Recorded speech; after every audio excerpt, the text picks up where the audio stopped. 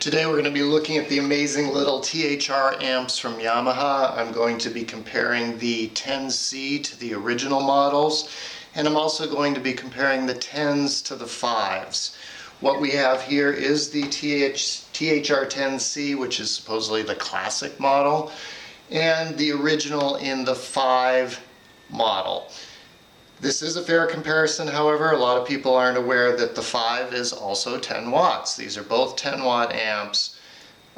They have the same hall reverb, which is what I'm going to be using today, and which I'm going to say here at the outset is the saving grace of these amps. If you're not a reverb person, don't buy one of these amps. The spring reverb's quite good. The hall reverb is outstanding. It's what makes these sounds so huge for their size. If you play these dry without any reverb, it's going to sound like it looks. It's going to sound like you're plugging into a toaster. So little tip there at the outset. So we're going to be using the same settings. We're going to be comparing the Fender and Vox models on both, which are slightly different but close enough.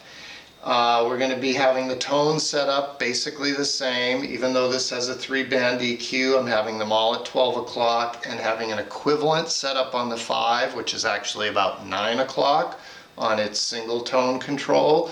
We're going to have the masters dimed on both. We're going to have the gain just a little bit above noon on both. So the 10C has slightly different amp models again for the Fender and Vox. For the Fender, it's supposed to be a Blackface Deluxe, whereas on the originals 10 and 5 it's a Blackface Twin. On this 10C, the Vox model is a matchless DC30. On the originals it's a Vox AC30. So again, they're close enough, and I think you'll hear that when we demo them. You may get a slightly bigger sound out of the 10s in general, just because the enclosure is slightly bigger, slightly more stereo separation. But I think you'll see here in a minute when you add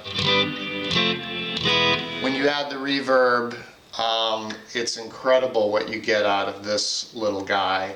And I'm also going to link here a couple of jamming performances I did with the 5, where it's hanging with a drummer, where it's hanging with much bigger amps. Okay, so stick around for that. At the very end, I'm just going to do a little bit of playing. At the very end, I'm going to give you the pros and cons of the 10C versus the original and the 10s versus the 5s in general, okay? So we're on the Fender model, again, Blackface Deluxe, which is called Deluxe on the 10C.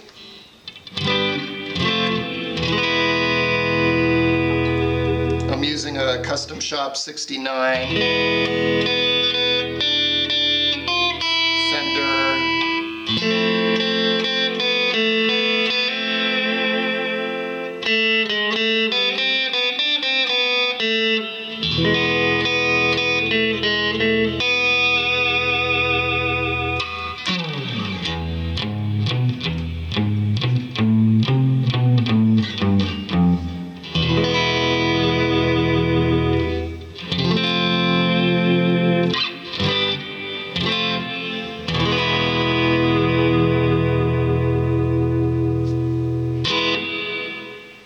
Pretty nice big sound.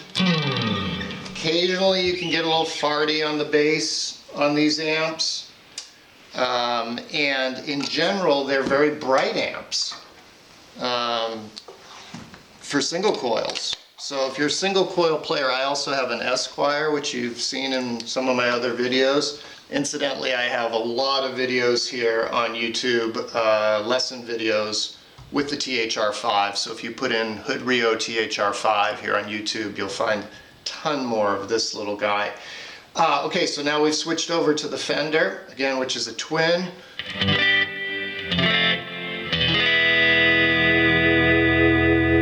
think you can hear it sounds as good and as big as the 10C.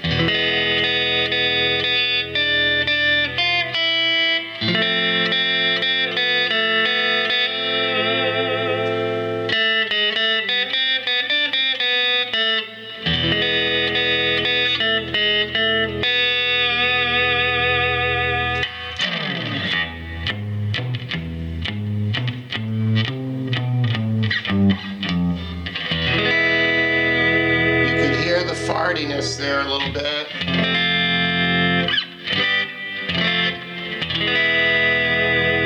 That I was talking about.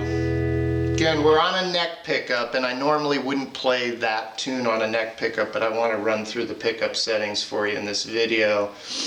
So just know that you can dial out that fartiness, obviously, with the tone control and switching pickups. I'm going to go over to the middle pickup, still a Custom Shop 69.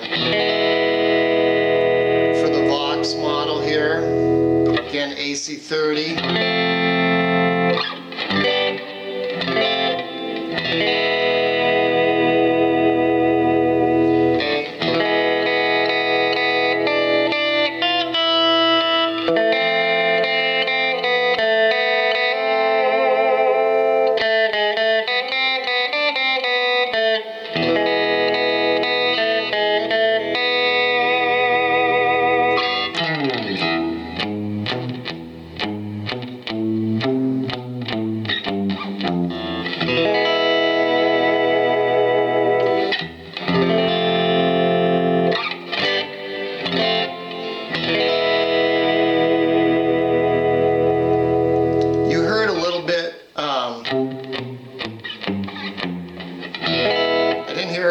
But occasionally I've heard people say these amps can sound a little plasticky, a little digital, obviously. You do get that sometimes. You just have to dial it out with the tone controls. And while I'm switching here, I'll tell you that the THR Editor is a very user-friendly interface that comes with these amps.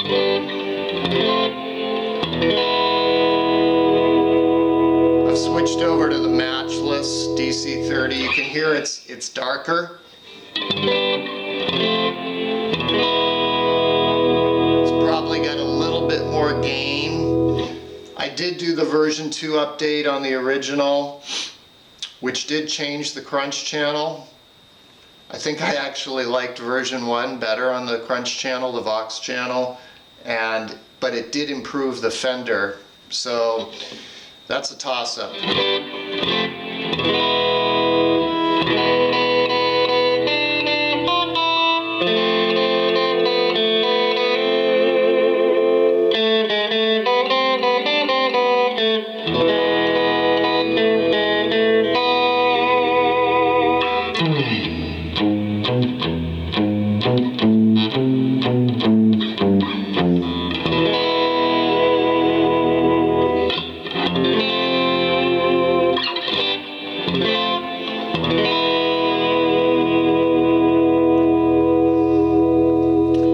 The Vox model sounds bigger on the 10, but it's a little darker, it's a little gainier.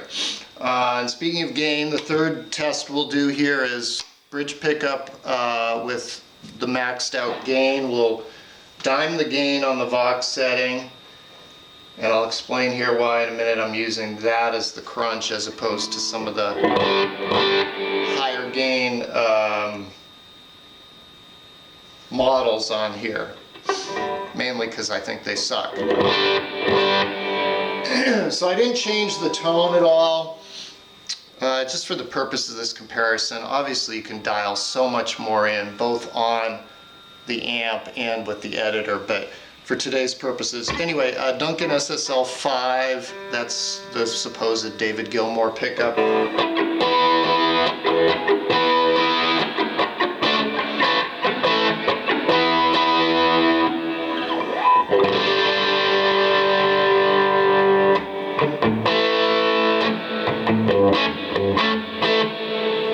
So I did choose the AC30, DC30 model to do the gain because one of the downsides of the 10C is they really wasted several slots here on the models.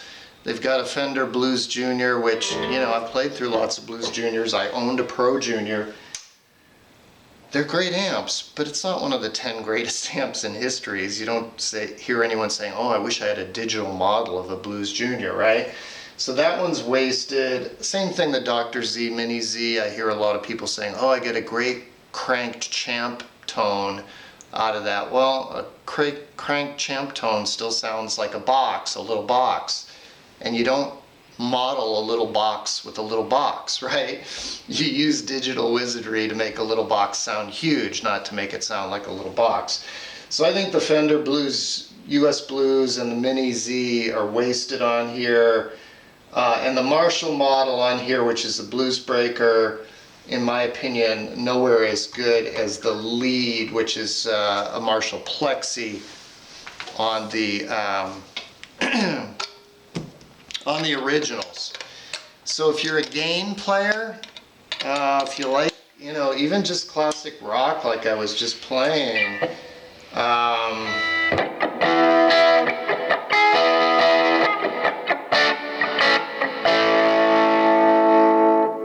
I didn't adjust the overall volume.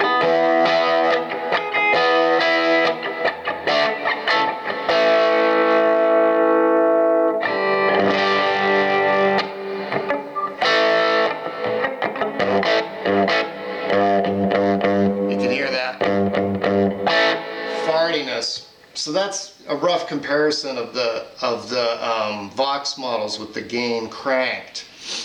But again, that's pretty much all you've got for gain on the 10C. You can go into the editor and crank the compressor, and then it gets noisy, and then you got to put the noise gate on. Kind of a hassle.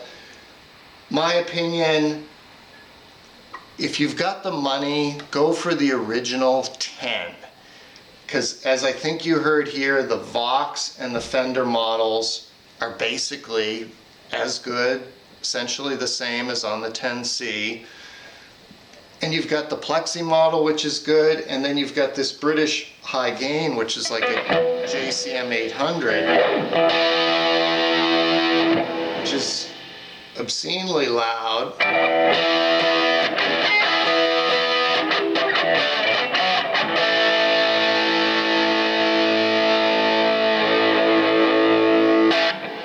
You know, you don't need to crank.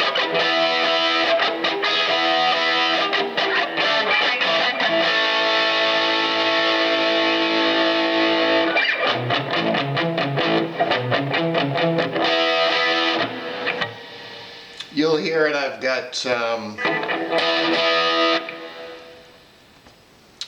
videos. When I'm jamming with other people, that's what I've used, because the volume out of it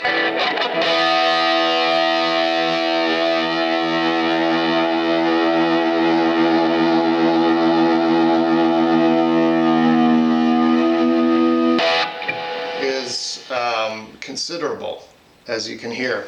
So my overall pros and cons, again, if you have the money, get the original 10, because as opposed to the 5, it gives you the presets, which is nice to have. It's not crucial. I mean, how hard is it to dial this in? I mean, you've got one tone control, obviously. Not very hard to dial in when you change settings on the 5. I never found it to be an issue at all.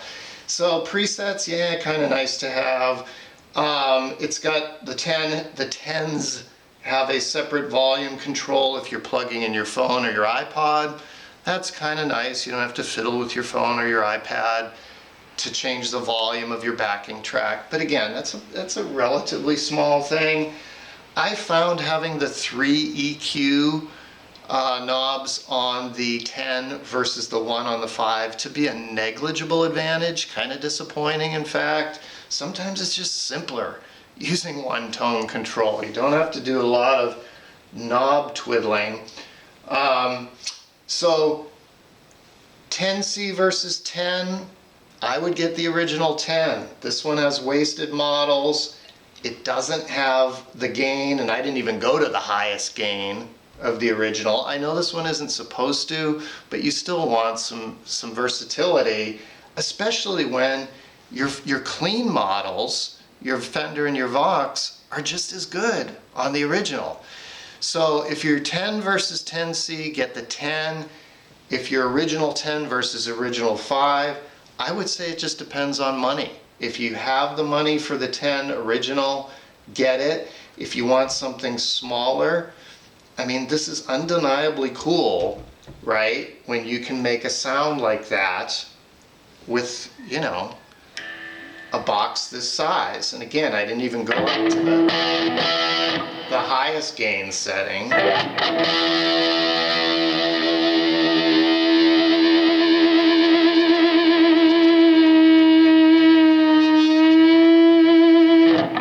I mean, that's pretty amazing, right?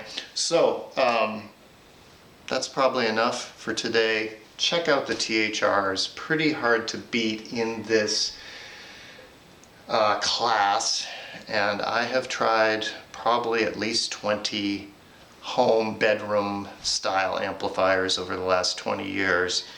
You can't beat these. Okay, thanks for joining me. See you next time.